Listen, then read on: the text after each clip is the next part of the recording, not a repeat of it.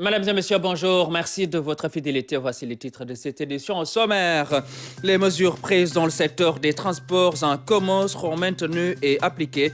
Le directeur des transports routiers souligne également que la grève d'une frange des transporteurs est illégale et inopportune.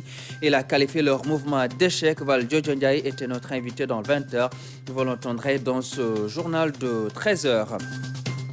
L'État réitère son soutien aux collectivités territoriales à travers une enveloppe de 141 milliards de francs CFA. Le bureau de l'Association des maires du Sénégal a rencontré le ministre des collectivités territoriales, un appui qui matérialise les interventions du gouvernement dans leur développement. Et dans la partie consacrée aux régions, nous allons à la découverte de Koel. C'est une bourgade située dans la commune de Médina Sabah, fondée vers 1500 par la famille de Tcherno Mohamedou Dem, un passage obligé en lieu de pèlerinage. Bonjour et bienvenue. Le président de la République, Macky Sall, a inauguré la maison Chanel dédiée au tissage et à la broderie. Cette promotion de l'artisanat par le coton met en relief le contenu local dans le métier d'art. L'exposition qui a été bien appréciée par le président de la République, Macky Sall. La synthèse de Oumar Nyinga. Le vernissage que le président Macky Sall a visité au musée IFAN et dans le sillage du défilé que les ateliers Chanel ont organisé au mois de décembre dernier à Dakar. Aujourd'hui, ce sont des œuvres de qualité dédiées au tissage et à la broderie. Un mois après notre défilé métier d'art à Dakar, commence donc ici le deuxième chapitre de la rencontre entre Chanel et le Sénégal. Avec la galerie du 19e Dakar, nous poursuivons notre action en faveur du rayonnement des métiers d'art, de la mode, de la décoration et du design auprès du grand public. L'événement réunit le monde des arts et de la culture. Mais au-delà, il y a tout un symbole mis en lumière par le président Macky Sall.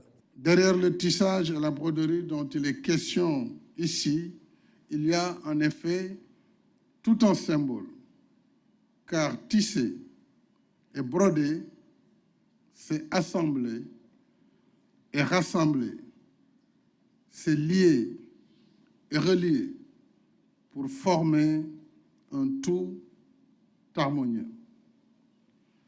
C'est exactement ce que nous faisons ici, c'est-à-dire ajouter un fil de plus au tissu relationnel franco-sénégalais, au plan culturel, artisanal, artistique, économique et social.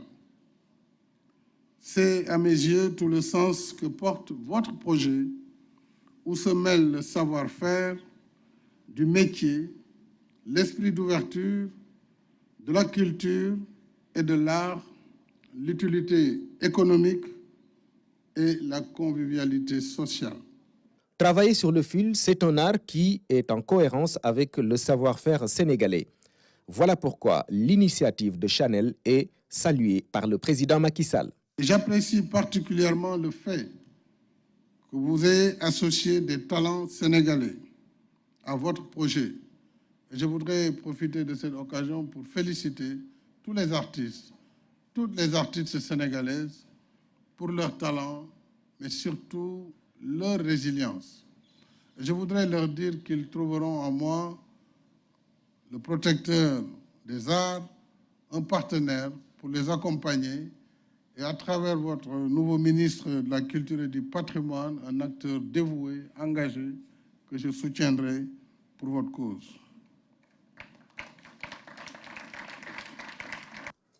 Dans ce vernissage, on y trouve toutes sortes de créations.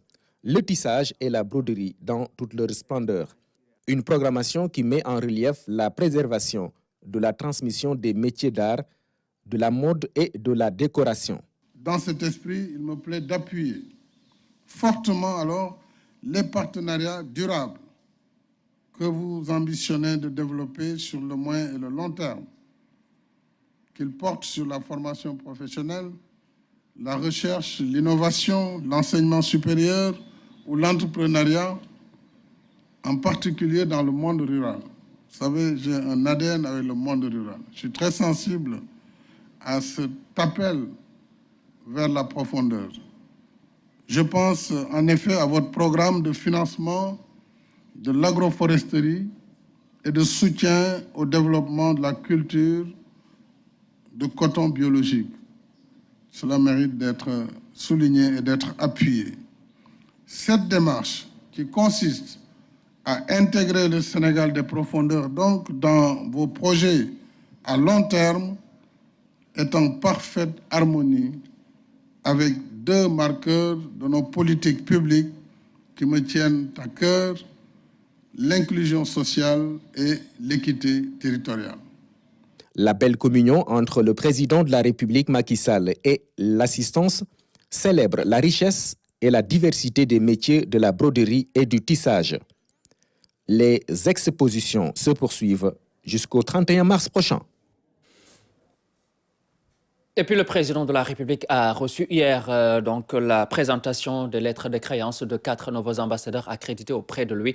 Il s'agit de la Syrie, l'Égypte, l'Irlande et la Malaisie. Oumar Nienga. C'est l'ambassadeur de Syrie qui s'est présenté en premier. Reçu par le protocole d'État, Khaldoum Zafaranji est venu présenter ses lettres de créance au président de la République. Son Excellence, Monsieur l'ambassadeur de la République arabe syrienne. Le diplomate, titulaire d'une licence en économie, travaille aux affaires étrangères depuis 24 ans.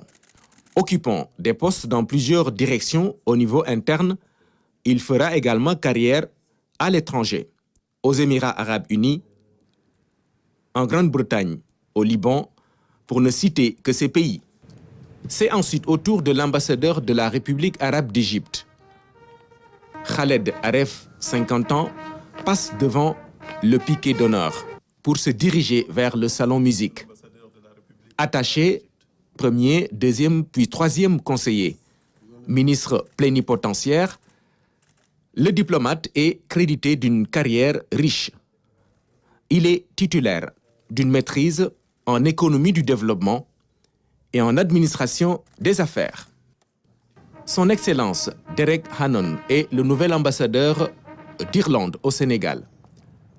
Au même titre que ses collègues qui l'ont précédé, il est accueilli avec les honneurs.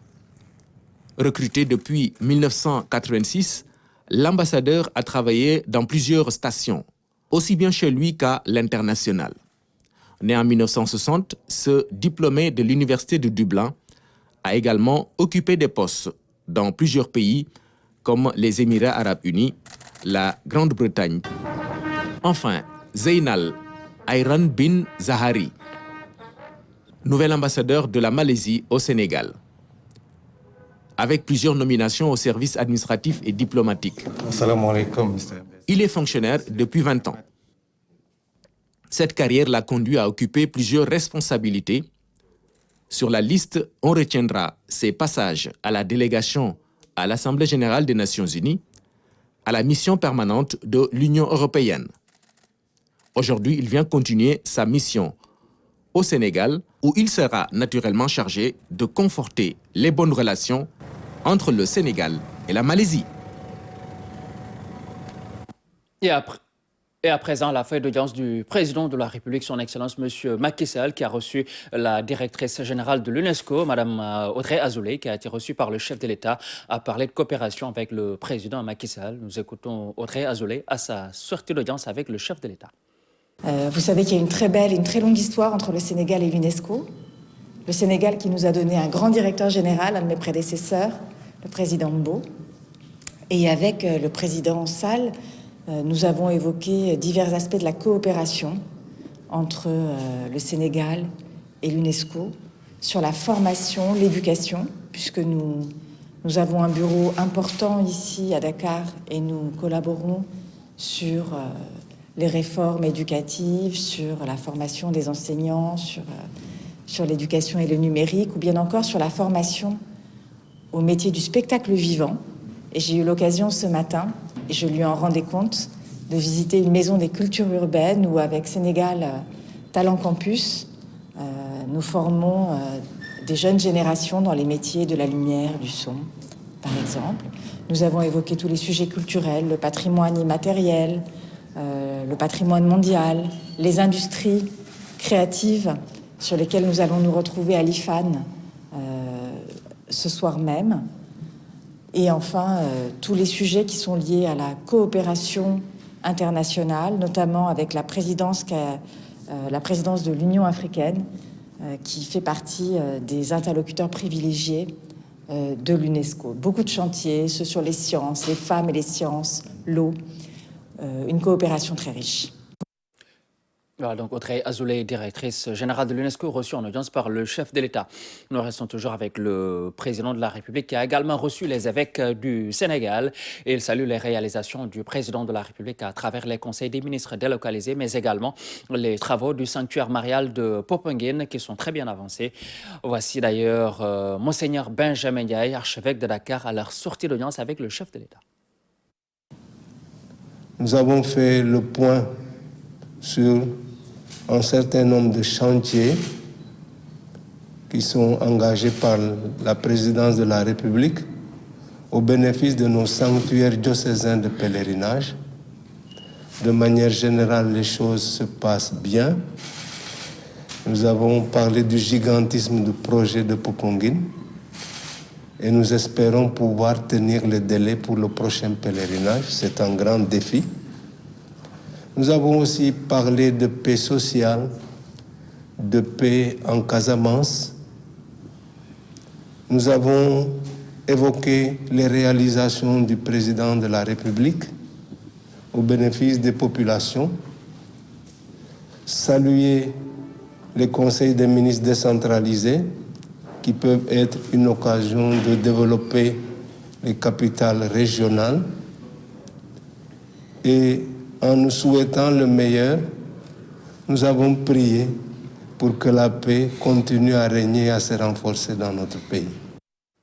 Voilà, Monseigneur Benjamin Ndiaye, à leur sortie d'audience avec le chef de l'État, les évêques du Sénégal, qui ont été reçus par le président de la République, son Excellence, M. Macky Sall. Autre aspect de l'actualité, lutter contre le terrorisme, notamment au Sahel, symbiose entre l'État et les autres acteurs de la sécurité. C'est le tome développé durant la rentrée académique donc, du CHETS, c'est le Centre des hautes études diplomatiques et stratégiques du Sénégal, de Dakar. Le compte-rendu de Moussa Mané. Dans sa leçon inaugurale, le professeur Abdallah Sissé est revenu sur la nécessité d'adopter une approche globale en matière de lutte contre le terrorisme. Pour lui, il faut aller dans la recherche de solutions en intégrant d'autres acteurs. C'est tout le sens qu'il faut donner à ces masters du CHETS, Centre des hautes études de défense et de sécurité, qui accueille de nouveaux auditeurs. Durant les 10 prochains mois, plusieurs conférenciers, parmi lesquels des autorités civiles et militaires, des experts reconnus, des théoriciens et des acteurs du terrain seront invités à s'exprimer devant vous. Leurs différentes analyses vous permettront d'appréhender les problématiques de la défense et de la sécurité. Il est attendu de vous de la curiosité intellectuelle, de l'ouverture d'esprit, mais aussi de l'humilité indispensable à tout apprenant. La cérémonie consacre aussi la sortie de la promotion 2021-2022 du Master Défense, Paix et Sécurité et celui de Sécurité nationale du CHETS. Vous voilà donc nantis de connaissances qui vous ouvre de nouvelles perspectives en matière d'analyse, de prospective et de production dans les problématiques de la défense et de la sécurité. Sans vous targuer du titre pompe d'expert dans ces domaines aux contours et contenus si mouvants, si fluctuants, votre voix désormais compte à l'échelle locale comme globale. La formation offre les clés de compréhension et d'intelligibilité de l'environnement géostratégique, considération centrale en matière de défense et de sécurité. Le soubassement de l'action et l'appréhension des phénomènes sociaux constituent des éléments clés que le Centre met au cœur de ses programmes. Aujourd'hui, il est admis que la sécurité passe par une synergie d'action des acteurs, d'où l'adoption d'une démarche avant-gardiste en matière de collaboration opérationnelle entre les différents acteurs. Nous avons été outillés en termes de renseignement, en termes de géostratégie et en termes de sécurité. Actuellement, nous sommes outillés pour appréhender les questions sécuritaires. En matière de stratégie de sécurité nationale, il est admis que toutes les administrations prises individuellement ne peuvent faire face à ce qu'on appelle la criminalité transnationale organisée. Donc, il faut aller vers ce qu'on appelle l'agir ensemble, la synergie des actions et la mutualisation des efforts. Et aujourd'hui au Sénégal, l'exemple le plus accompli en matière de coopération et de collaboration de forces de défense et de sécurité en matière de lutte contre la criminalité transnationale organisée. Plus précisément, la CTO liée au vecteur maritime et l'UMCC, l'unité mixte de contrôle des conteneurs, qui est une unité d'élite des douanes sénégalaises au sein de laquelle vous allez retrouver des policiers, des gendarmes et des douaniers qui travaillent dans une unicité de commandement, qui est une petite unité, mais qui est en train de faire aujourd'hui, en termes de résultats, les résultats les plus exaltants en matière de lutte contre ce qu'on appelle les trafics de drogue et autres. 45 auditeurs civils et militaires qui ont acquis de nouvelles compétences dans les domaines de la défense et de la sécurité. Des compétences qui seront mises au service de leur pays et du monde. Je vous le disais en titre, la grève des transporteurs est illégale et inopportune. Et le directeur des transports routiers a qualifié ce mouvement d'échec malgré certaines difficultés notées dans l'interurbain. Walter Djondia était notre invité dans le 20h. Nous l'écoutons. Au niveau du ministère, on prend cette journée de grève, ces 2 journées de grève avec philosophie, avec recul. Donc l'analyse qu'on a faite peut être axée sur 3 points. Quelqu'un l'a dit tout à l'heure dans le reportage, sur la question de la légalité.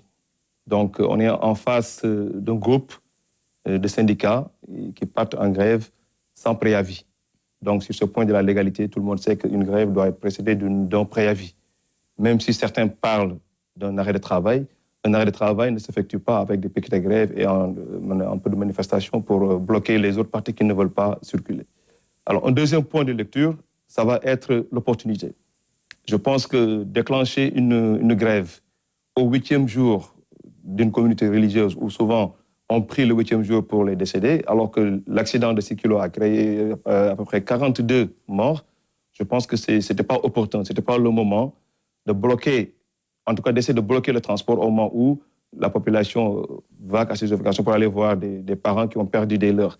On s'est posé la question à savoir, est-ce que si le groupe de syndicats qui partait en grève avait un papa ou une maman ou un parent décédé, est-ce qu'ils vont penser à déclencher ce mouvement de grève au moment où d'autres se déplacent de région en région pour aller présenter des condoléances?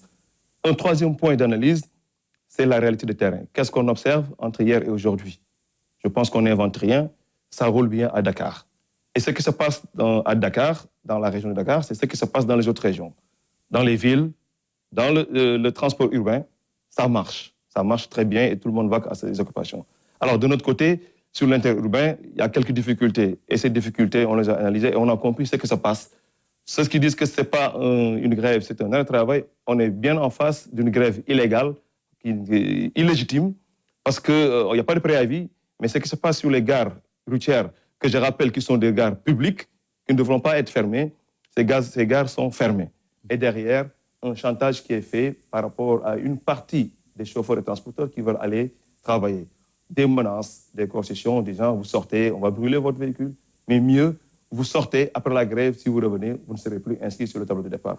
Donc vous voyez qu'il y a une contrainte qui est là, qui est face à un groupe qui ne voudrait pas partir en grève. Donc nous considérons que, contrairement à ce que le groupe qui partait en grève attendait, on est en face véritablement d'un échec de ce mouvement. Ce que vous avez remarqué au niveau des gares routières, comme la gare de Beaumarchais, en fait, ce sont des chauffeurs qui sont en grève, qui ne sont pas déplacés pour déplacer les véhicules. Et moi, j'y étais hier.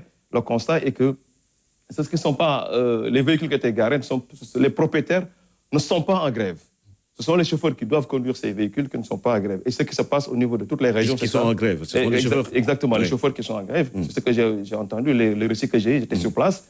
Donc ce sont les chauffeurs qui ne sont pas venus pour conduire naturellement les véhicules. Et au niveau du Sénégal, partout dans les grandes villes, ce sont les gares routières publiques qui sont bloquées, ce qui fait que la circulation interurbaine a été entravée. Maintenant, la question qui se pose maintenant, véritablement, c'est comment faire pour que ces acteurs, s'ils veulent partir en guerre maintenant, ne bloquent pas. Maintenant, il y a Dakar Dem Dikk qui marche. Donc hier, on a vu que Dakar Dem Dikk a fait un travail extraordinaire pour prendre certains usagers qui voulaient passer. Et là, cette situation pose la question de la gestion de la gare routière. Et je pense que l'État va réfléchir sur cette question. Voilà, c'était Walter Djondia, le directeur des transports routiers. Et puis, je vous le disais en titre, le ministre des collectivités territoriales a rencontré le bureau de l'Association des maires du Sénégal.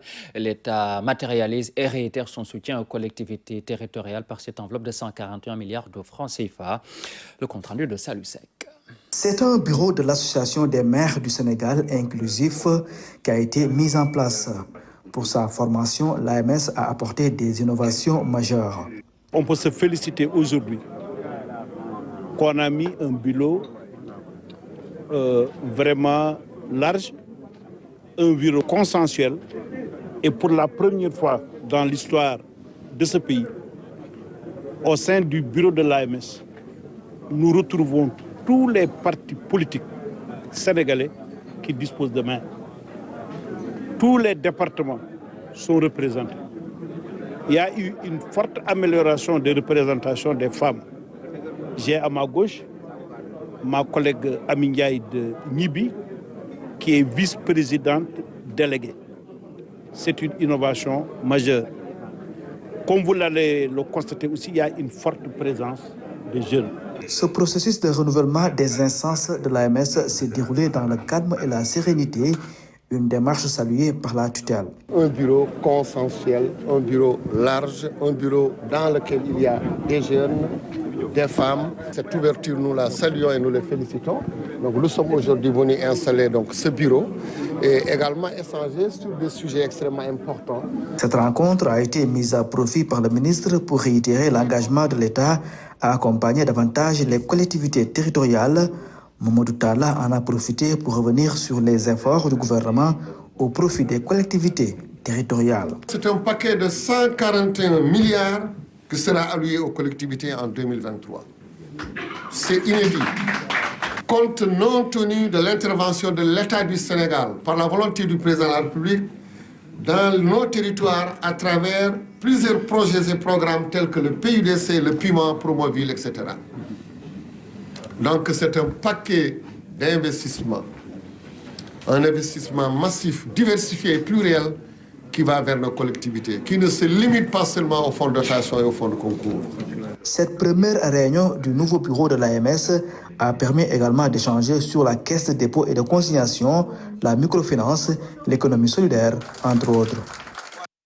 Sport avec le CHAN 2022 qui se déroule en Algérie. Le Ghana se qualifie pour les quarts de finale de ce CHAN 2022 en Algérie. Les Black Stars, vous le voyez sur ces images, donc, se sont imposés sur le score de 3-1 face au Soudan. Hier soir, l'autre ticket qualificatif de la poule se jouera entre le Soudan et Madagascar lors de la 3e journée. Donc avec les Black Stars du Ghana qui se sont imposés sur le score de 3-1. Et puis le sélectionneur de l'équipe nationale des Lions locaux, Pape Thiaw, est revenu sur la défaite de ses poulains contre l'Ouganda. C'est un manque de réussite qui est le résultat donc, de ces défaites. Et aussi le fait que le Sénégal ait manqué en pénalty qui a été raté par le joueur notamment Cheikh Tidiane Sidibé. Nous écoutons les réactions, les deux réactions au micro de Fatoumata Savané. Mais on a des regrets, mais on va essayer d'entendre quoi. Mais Inch'Allah, la prochaine fois sera meilleure quoi. Mais parfois, il y a des matchs comme ça. Des fois, tu domines et tu perds à la fin. Mais on va continuer à travailler pour préparer notre prochain match, Inch'Allah. Est-ce que ce n'est pas le fait de rater le penalty qui vous a un peu déstabilisé au courant du jeu? Non, ça fait partie du jeu. Je suis un peu expérimenté que ça, mais ça fait partie du jeu quoi. Mais je vais continuer à progresser sur ça. Je dirais plus manque de réussite parce que quand même sur le plan du jeu, on a vraiment dominé, on s'est créé vraiment des occasions. Si on voit le résultat ne reflète pas la physionomie du match. Mais quand même, il faut féliciter cette équipe qui a su nous battre avec ses arguments. Et voilà, nous maintenant, ce qui nous reste, c'est de continuer à travailler et se préparer pour le prochain match qui sera vraiment une finale. Sûr que le penalty, quand on regarde bien, c'est après une fois d'avoir loupé le penalty, c'est après les gamins, ils ont baissé un peu mentalement. C'est là qu'on prend le but. C'est pas facile parce que c'est des jeunes joueurs, mais après ils ont relevé la tête. On a su aussi se mettre en place, développer notre jeu et avoir des occasions. Et ne pas, mais après, quand on a des occasions, on ne les met pas au fond.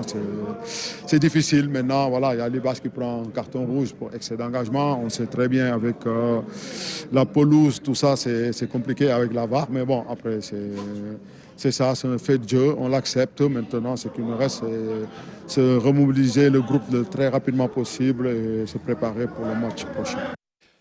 Voilà, Pape Thiaw, le sélectionneur des Lions locaux qui réagissait après cette défaite du Sénégal face au Ouganda. Et puis au lendemain, les joueurs se sont entraînés malgré la pluie et le froid. Donc au stade, à l'annexe du stade du 19 mai 1956 d'Annaba, une séance d'entraînement suivie par nos envoyés spéciaux Moustapha Ndiaye et Fatoumata Savané. Malgré un temps pluvieux, une fraîcheur de 8 degrés Celsius, les Lions locaux ont effectué leur séance d'entraînement au lendemain de leur revers face à l'Ouganda. Les coéquipiers de Lamine Camara ont été supervisés par le sélectionneur adjoint. Le groupe a été scindé en deux. Ceux qui ont débuté le match, qui ont joué plus de 60 minutes, bon, on les a laissés à l'hôtel, ils sont en salle. Travail de récupération, d'écrassage, nettoyer le corps. Bon, ils sont restés là-bas avec coach Pape. Le reste du groupe, vous les voyez ici, ils doivent faire une séance avec beaucoup d'intensité pour rattraper les autres, parce qu'hier, ils n'ont pas joué. Donc c'est une séance de remise à niveau, une séance à dominante physique. Donc il faut mettre beaucoup d'intensité. Bon, on le fait avec ballon pour motiver les joueurs à travailler. Vous voyez le train qu'il fait. Donc on travaille avec intensité physique, ça serait un peu compliqué pour les jeunes. Donc on a mis le ballon pour les motiver à atteindre l'objectif de séance, c'est-à-dire mettre beaucoup d'intensité dans la séance. Les camarades à Cheikh Tidiane Sidibé ont certes produit un bon jeu, mais l'efficacité a fait défaut. De quoi remobiliser le groupe pour plus de performances. Le tournoi du match, c'était ce penalty-là qu'on a eu. On l'a loupé. Ensuite, le doute s'est un peu installé dans la tête des jeunes. On va remobiliser les troupes. On a commencé aujourd'hui. Mettre les ingrédients. Cette équipe est très athlétique aussi. Et atteindre notre objectif. Le coach adjoint a donné des nouvelles sur les blessés de la tanière. La défaite, c'est pas grave. C'est 3 matchs. Jusqu'à présent, on peut se rattraper. Mais bon, on perd Raymond, qui a une luxation au niveau de l'épaule. Bon, l'autre blessé, c'était Lamine, mais bon, on l'a récupéré. Moussa qui boitille un peu, mais bon, là, vous voyez, il court comme un petit lapin. Donc, il n'y a pas péril en la demeure. Je crois que le docteur Ndeur et ses associés et ses collaborateurs vont remettre les garçons sur pied d'ici dimanche. L'heure est au travail pour le staff du Sénégal. Le vrai défi, c'est de rester dans la compétition avec une victoire face à la RDC. Voilà, après le sport, nous passons à la partie consacrée aux régions.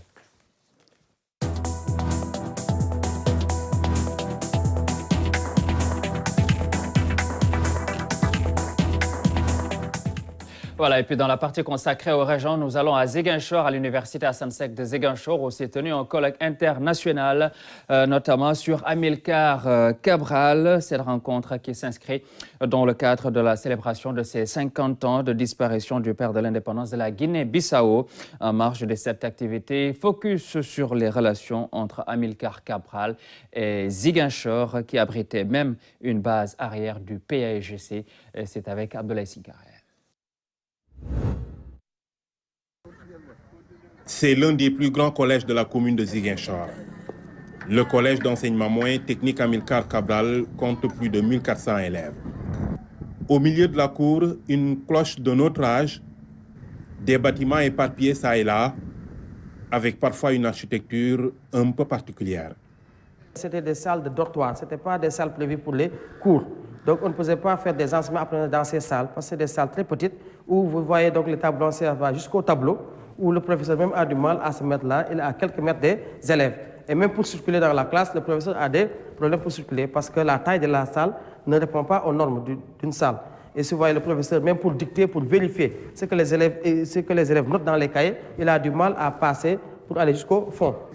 Le CMT a joué un rôle important pendant la guerre de libération en Guinée-Bissau. L'établissement servait de base arrière aux combattants du PAIGC.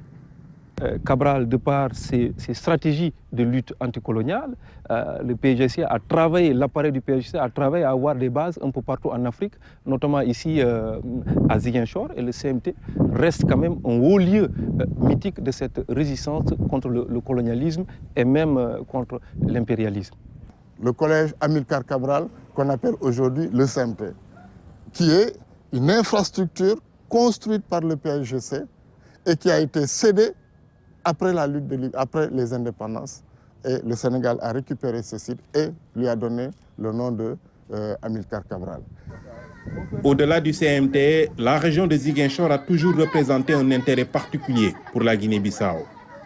Des liens qui ont trait à l'histoire, la géographie, l'ethnologie et la linguistique. Cette zone sud, dans sa globalité, regroupe beaucoup de cultures. Je pense que ce brassage naturel culturel, certainement a favorisé et en même temps sa position géographique a donné vraiment une faveur naturelle à ce que vraiment les combattants du PAIGC puissent peut-être avoir ce réflexe d'élire une base au niveau de Ziguinchor. Que d'un point de vue historique, une partie de Ziguinchor a été administrée par les Portugais de 1645 à 1886. Donc plus de 200 ans, 241 ans je crois. Et donc, il est resté de cette présence portugaise des liens à la fois symboliques, des liens culturels. Par exemple, le Sénégal est le seul pays africain à avoir un créole de base lexicale portugaise. Et ce créole-là, c'est un créole casamancé, c'est un créole de Ziguinchor. Le brassage des communautés de part et d'autre de la frontière facilitait le soutien parfois actif aux guerrieros. Vous prenez les villages frontaliers de la Casamance, les villages frontaliers de la Guinée-Bissau, de la Casamance. De nombreux Sénégalais, puisqu'il y a des villages qui sont partagés entre la Guinée-Bissau et le Sénégal. Donc ces frontières-là, pour les populations, sont des frontières, disons, fictives. Et de nombreux Sénégalais ont participé activement, quand je dis activement, ont pris les armes dans les rangs du PAIGC pour combattre l'occupant portugais. Les femmes, de nombreuses femmes ont été des porteuses de munitions pour le PAIGC. S'il est dans le pays une région vitrine de l'amitié sénégalo-bissau-guinéenne, c'est bien Ziguinchor ou Santhiaba, l'un des premiers quartiers de la ville, tient lieu de symbole. Plusieurs cadres du PAIGC, dont Cabral lui-même, y séjournaient. Santhiaba abritait l'élite de Ziguinchor. Et cette élite-là était en grande partie une élite créolophone. Donc c'était une population créole qui parlait le créole de base lexicale portugaise. Et il y avait également de nombreux ressortissants de Cachao.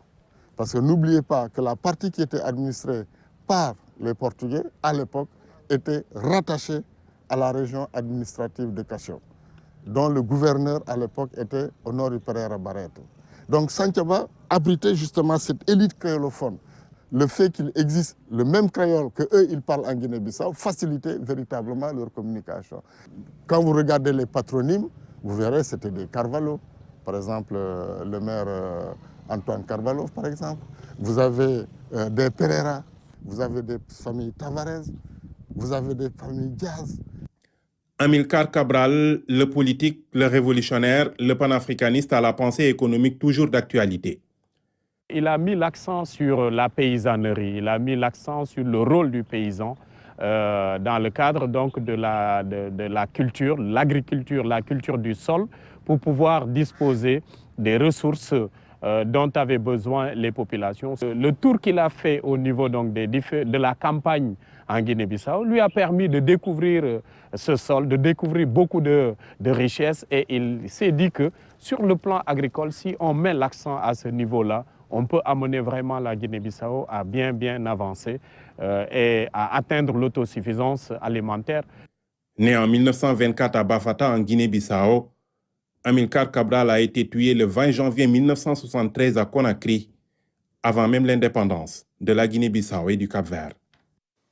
Voilà donc Amilcar Cabral, un homme multidimensionnel, un parcours exemplaire qui a été célébré à travers un programme riche et diversifié.